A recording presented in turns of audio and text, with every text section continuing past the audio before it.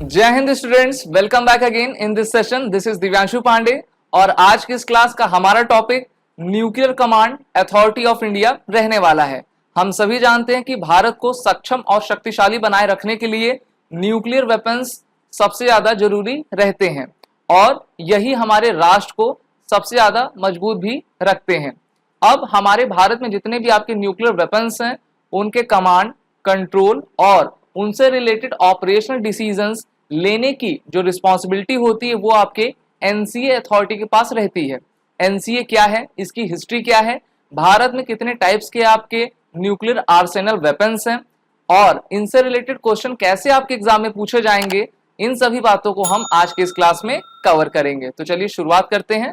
और मैं आपको बता देना चाहता हूं कि आप सभी अपने एसएसबी इंटरव्यू की प्रिपरेशन को और भी बेहतर करने के लिए एसएसबी क्रैक एग्जाम के इस इंटरव्यू ऑनलाइन प्रोग्राम से आप जुड़ सकते हैं, जहां पर आपको डेली लाइव क्लासेस के थ्रू एसएसबी इंटरव्यू से रिलेटेड जितने भी आपके टेस्टिंग प्रोसीजर होते हैं उनकी ट्रेनिंग हम आपको प्रोवाइड करते हैं और आप अपने आने वाले एसएसबी इंटरव्यू में रिकमेंडेशन भी ले सकते हैं इस आपके प्रिपरेशन के बाद, जिसकी लिंक नीचे डिस्क्रिप्शन बॉक्स में दी गई है। तो पहला क्वेश्चन आता है कि what is the nuclear command authority of India, यानी कि भारत की एनसीए है क्या। तो देखिए, एनसीए एक ऐसी अथॉरिटी है जो कि न्यूक्लियर वेपन से रिलेटेड कमांड, कंट्रोल और ऑपरेशनल डिसीजन लेने के लिए सक्षम है, जिसमें आपके दो काउंसिल्स आते हैं। पहले काउंसिल में आपका एग्जीक्यूटिव काउंसिल होता है जिसको भारत के नेशनल सिक्योरिटी एडवाइजर यानी कि एनएसए के द्वारा हेड किया जाता है, और दूसरा आपका पॉलिटिकल काउंसिल होता है जिसमें आपके प्राइम मिनिस्टर ऑफ इंडिया उसके हेड होते हैं और अदर आपके डिफेंस मिनिस्टर्स होते हैं। कैबिनेट कमेटी ऑन सिक्योरिटी, जिसको हम सीसीएस कहा करते हैं, उसने 4 जनवरी 2003 को इस न्यूक्लियर कमांड अथॉरिटी को इस्टेब्लिश किया था, जिसका हेडक्वार्टर भारत की राजधानी नई दिल्ली में आपका अवस्थित है। इसमें आपके पॉलिटिकल काउंसिल को जो है और एग्जीक्यूटिव काउंसिल को एक एनसीए के नेतृत्व में ये जिम्मेदारी दी जाती है कि वो हमारे न्यूक्लियर आर्सेनल की देखरेख और उसका यूज किस प्रकार से कर पाएंगे। और इस तरीके से भारत के जो सबसे अत्याधुनिक सुरक्षा रक्षा प्रणाली है, जिसको हम न्यूक्लियर आर्सेनल कहा करते हैं, वो एनसीए के कंट्रोल में रहती है, जिससे कि किसी भी प्रकार का एक्सीडेंट और अनऑथराइज्ड यूज हमारे न्यूक्लियर वेपन्स का बिल्कुल भी नहीं हो सकता है। अगर हम इस एनसीए का ऑर्गेनाइजेशन चार्ट देखें तो जैसा मैंने आपको बताया कि एनसीए के chairman prime minister of India होते हैं। इसको दो काउंसिल में डिवाइड किया गया है। पहला काउंसिल आपका पॉलिटिकल काउंसिल है, जिसके चेयरमैन, जिसके हेड प्राइम मिनिस्टर होते हैं, और इसमें प्राइम मिनिस्टर को सहयोग देने वाले जो आपके मिनिस्टर्स हैं वो defence minister, external affairs minister, finance minister और आपके होम मिनिस्टर होते हैं, यानी कि पीएम प्लस 4 अदर मिनिस्टर्स जो कि कैबिनेट मिनिस्टर के रैंकिंग के होते हैं। न्यूक्लियर व्यूज का डिसीजन चेयरमैन के द्वारा लिया जाता है और इनके द्वारा command in chief strategic forces के नेतृत्व में आपकी ये जिम्मेदारी दी जाती है कि वो हमारे न्यूक्लियर आर्सेनल का कैसे यूटिलाइजेशन और उसकी कैसे देखरेख कर सकें। दूसरे काउंसिल की बात करें, जिसका नाम आपका एग्जीक्यूटिव काउंसिल है, उसके हेड भारत के नेशनल सिक्योरिटी एडवाइजर, राष्ट्रीय सुरक्षा सलाहकार होते हैं। और इनके अलावा इसमें cabinet secretary, home secretary, external affairs के सेक्रेटरी और हमारे आईबी और रॉ के जो चीफ होते हैं वो इसमें आपके सम्मिलित हुआ करते हैं। अगर हम एनसीए की हिस्ट्री देखें तो आप सभी जानते हो कि 18 में 1974 को भारत ने सबसे पहली बार शक्ति का प्रदर्शन किया और हमने पोखरण 1 टेस्ट राजस्थान के पोखरण रेंज में कंडक्ट करवाया था और इस ऑपरेशन को स्माइलिंग बुद्धा का नाम दिया गया था, व्हेन द बुद्धा स्माइल। दूसरा हमने टेस्ट ऑपरेशन शक्ति के नाम से 1998 में कराया था, जिसमें भारत ने 5 आपके न्यूक्लियर बॉम्ब को जो है एक्सप्लोजन किया था, जिसमें आपके हाइड्रोजन बम भी शामिल थे। और इस आपके परीक्षण के बाद से भारत दुनिया के ऐसे देशों में शुमार हो गया जिसके पास न्यूक्लियर कैपेबिलिटी है।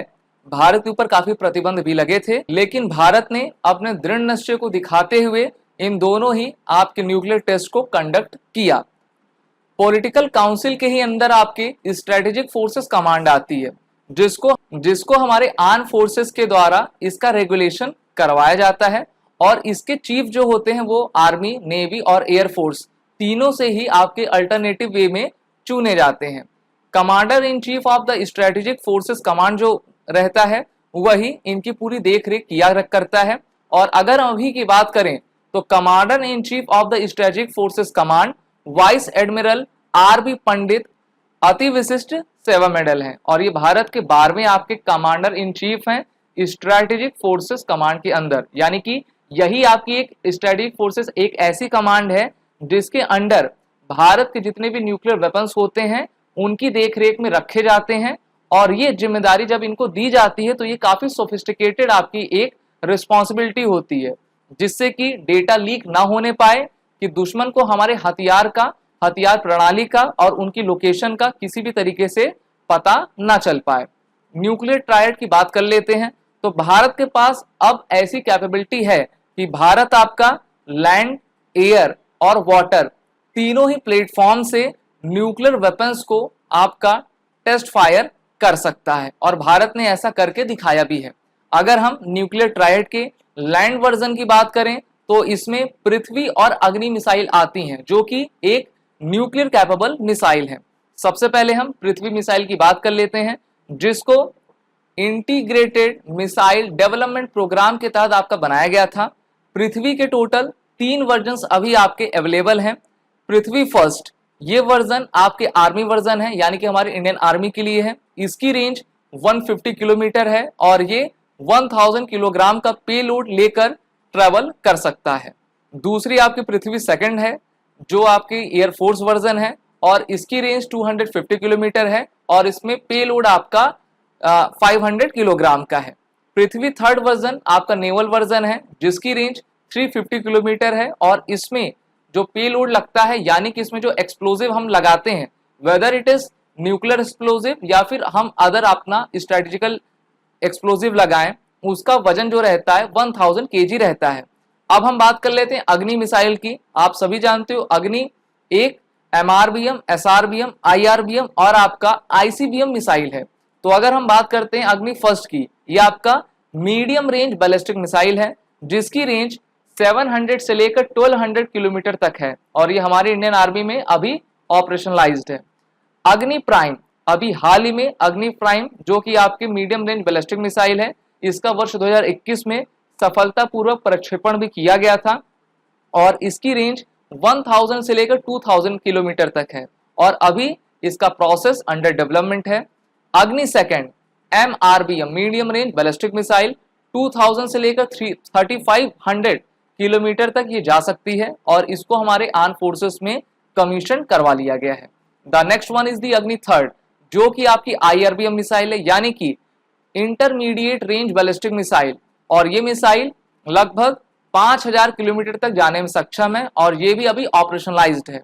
अग्नि 4 जो कि आपकी एक IRBM मिसाइल है, उसकी रेंज 3500 किलोमीटर से 4000 किलोमीटर तक की है और ये भी अभी ऑपरेशन में है। The next one is the अग्नि फिफ्थ मिसाइल जो कि एक इंटर कॉन्टिनेंटल बैलिस्टिक मिसाइल है, यानी कि ये एक कॉन्टिनेंट से दूसरे कॉन्टिनेंट में जाने में सक्षम है और इसकी रेंज 5500 किलोमीटर की है, लेकिन साइंटिस्ट ये कहते हैं कि इसकी रेंज आपकी 8000 किलोमीटर तक जाने में सक्षम है और ये भी अभी हमारे आर्म फोर्सेस को दे दी गई है। अभी हमारे जो DRDO के साइंटिस्ट हैं वो अग्नि 6 मिसाइल पर आपके वर्क कर रहे हैं और ये मिसाइल अभी अंडर डेवलपमेंट है और ये भी एक प्रकार की इंटरकॉन्टिनेंटल बैलिस्टिक मिसाइल होगी जिसकी रेंज लगभग 12000 किलोमीटर तक आपकी रहेगी। तो काफी अहम हमारा न्यूक्लियर वेपन है ये। अगर हम न्यूक्लियर ट्रायड में एयरफोर्स वर्जन का बात करें तो एयरफोर्स के वर्जन में आपके न्यूक्लियर बॉम्बर्स आते हैं। न्यूक्लियर बॉम्बर से रिलेटेड हमारे पास कोई ऐसे एयरक्राफ्ट तो है नहीं, लेकिन हमारे जो डसॉल्ट मिराज 2000 है, स्पेस कैट जगुआर हैं, वो न्यूक्लियर बॉम्ब्स को जो है फ्री फॉल अनगाइडेड मेथड से छोड़ने में पूरी तरीके से सक्षम है। अगर हम बात कर लेते हैं सी वर्जन की, तो सी वर्जन में आपका हमारे आइनस अरिहंत से सागरिका K-15 मिसाइल को प्रक्षेपण किया जा सकता है और शिप से धनुष मिसाइल जो कि आपके पृथ्वी का ही एक वेरिएंट है उसको भी हम लॉन्च करते हैं। तो ये दोनों ही मिसाइल आपकी जो है न्यूक्लियर कैपेबल मिसाइल है।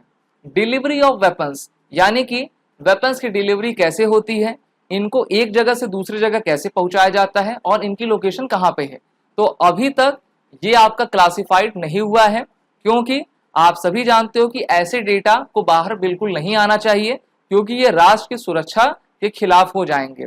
और जो हमारी स्ट्रेटेजिक फोर्सेस कमांड होती हैं उनके द्वारा इनकी देखरेख की जाती है और एक सोफिस्टिकेटेड आपका मेथड डेवलप किया गया है जिससे कि किसी को भी इस बात का अंदाजा न लग पाए। भारत की जो आपकी न्यूक्लियर की पॉलिसी है, भारत ने अपनी न्यूक्लियर की पॉलिसी को नाम दिया है नो फर्स्ट यूज पॉलिसी, यानी कि भारत अपनी तरफ से पहल नहीं करेगा किसी दूसरे देश के ऊपर न्यूक्लियर हमला करने के लिए। तो ये भारत की पॉलिसी है। लेकिन अभी के दौर में 21st सेंचुरी में हमारे भारत सरकार के रक्षा मंत्री की तरफ से भी कहा गया था कि नो फर्स्ट यूज का मतलब ये नहीं होता है कि सामने वाला हमारे ऊपर न्यूक्लियर हमला करने जा रहा है और उसके हमला करने के बाद हम हमला करेंगे, ऐसा मतलब नहीं है। अगर हमें ऐसा पता चलता है कि सामने वाला हमारे ऊपर केमिकल या बायोलॉजिकल या फिर एटॉमिक हमला करने वाला है तो हम अपने न्यूक्लियर आर्सेनल का पूरी तरीके से इस्तेमाल करेंगे। तो ये थी हमारी न्यूक्लियर कमांड अथॉरिटी से रिलेटेड आपके कॉन्सेप्ट। अब चलते हैं इनके बारे में कुछ इंपॉर्टेंट रिव्यू क्वेश्चंस कवर करते हैं। तो पहला क्वेश्चन है, who is the chairman of the national command authority of India? Prime minister, NSA, cabinet secretary, defence minister, यानी कि एनसीए को भारत में कौन हेड करता है? तो जैसा कि आप सभी जानते हो कि इसको हमारे प्राइम मिनिस्टर के द्वारा हेड किया जाता है, क्योंकि एनसीए में आपके दो काउंसिल्स आते हैं। पहला आपका जिसको हम पॉलिटिकल काउंसिल कहते हैं which is headed by the prime minister of India, और दूसरा आपका एग्जीक्यूटिव काउंसिल जिसको भारत के एनएसए के द्वारा हेड किया जाता है। The next question is, India carried out it first nuclear test on May 18, 1974, May 28, 1975, June 18, 1974, June 18, 1970, इसको हम कह लेते हैं 5। तो आपको बताना है कि इसका राइट आंसर क्या होगा। तो इसका करेक्ट आंसर है ऑप्शन ए, स्माइलिंग बुद्धा। इस ऑपरेशन को नाम दिया गया था और इंदिरा गांधी के गवर्नमेंट के नेतृत्व में भारत का पहला न्यूक्लियर टेस्ट राजस्थान के पोखरण में आपका कंडक्ट करवाया गया था। The next is the, which is the fastest missile in the world? Saturn 2, Trident 2, BrahMos, या फिर इनमें से कोई नहीं। तो अगर हम क्रूज मिसाइल में सबसे फास्टेस्ट देखें तो आपकी ये ब्रह्मोस मिसाइल है जिसकी स्पीड 2.8 मैक की है। ये आपकी सुपरसोनिक मिसाइल है और भारत और रशिया के सहयोग से इसको बनाया गया है। Which is the first missile of India? Akash, Prithvi, Agni, या फिर इनमें से कोई नहीं। तो इसका आपका राइट आंसर है ऑप्शन बी, ओके, पृथ्वी, जिसको integrated guided missile development programme के तहत इसका डेवलपमेंट करवाया गया था। Which country doesn't have a intercontinental ballistic missile? Russia, America, Pakistan, India. तो इसका आपका राइट आंसर ऑप्शन सी है, यानी कि आपका पाकिस्तान। पाकिस्तान के पास एक भी इंटरकॉन्टिनेंटल बैलिस्टिक मिसाइल अर्थात जिसको हम आईसीबीएम कहते हैं वो नहीं है। Who is the father of the Indian missile technology? Krishnakant, doctor APJ Abdul Kalam, CV Raman, none of the above. So option B is correct. इनको मिसाइल मैन ऑफ इंडिया कहा जाता है और 1980 में इन्होंने IGMDP प्रोग्राम को लॉन्च किया था। Who is the missile women of India? काफी बार आपके एग्जाम में ये क्वेश्चन पूछा भी जाता है। कल्पना चावला, असीमा चटर्जी, टेसी थॉमस, या फिर आपका इनमें से कोई नहीं। So the correct answer is the doctor Tessy Thomas. अभी ये DRDO में वर्क कर भी रही हैं और भारत की बहुत बड़ी आपकी साइंटिस्ट हैं। विच is the longest range missile in India? अग्नि 3, अग्नि 1, अग्नि 5, या फिर इनमें से कोई नहीं। तो इसका आपका राइट आंसर है अग्नि 5 ना, जिसकी रेंज 5500 से लेकर 8000 किलोमीटर तक की है। Hypersonic speed cruise missile would travel at least dash the speed of sound? 4 times, 5 times, 3 times, none of these. So the correct answer of this question is the 5 times। यानी कि hypersonic missile एक ऐसी missile होती है जिनकी speed ध्वनि की रफ्तार से 5 गुना तेज चलने वाली रहती है, यानी कि greater than 5 Mach. Which of the following is the first surface to surface ballistic missile of India? Agni, Trishul, पृथ्वी, या फिर आकाश। तो भारत की पहली surface to surface ballistic missile Prithvi missile ही थी। अपने एसएसबी इंटरव्यू की प्रिपरेशन को करने के लिए आप सभी एसएसबी क्रैक एग्जाम के इंटरव्यू ऑनलाइन प्रोग्राम में आप इनरोल हो जाइए, जहां पर आपको डेली लाइव क्लासेस के जरिए हम एसएसबी इंटरव्यू की प्रिपरेशन कराएंगे और आपके लिए हम 1 ईयर का full access SSB online course का हम प्रोवाइड कर रहे हैं, जिससे कि आप एक अच्छे तरीके से ईमानदार अप्रोच के साथ अपनी तैयारी कर पाएंगे। और ऐसे बच्चे जो अपने रिटर्न की तैयारी कर रहे हैं वो हमारे NDA, CDS, MNS, territorial army, ACC और अदर्स जितने भी डिफेंस कोर्सेस हैं उनमें इनरोल होकर अपनी तैयारी बेहतर कर सकते हैं। और इनरोल होने से पहले आप सभी वॉरियर 10 कोड का यूज करिए, जिससे कि आपको 10% का फ्लैट डिस्काउंट हमारे सभी कोर्सेज पर मिलता जाएगा। जय Hind and best of luck.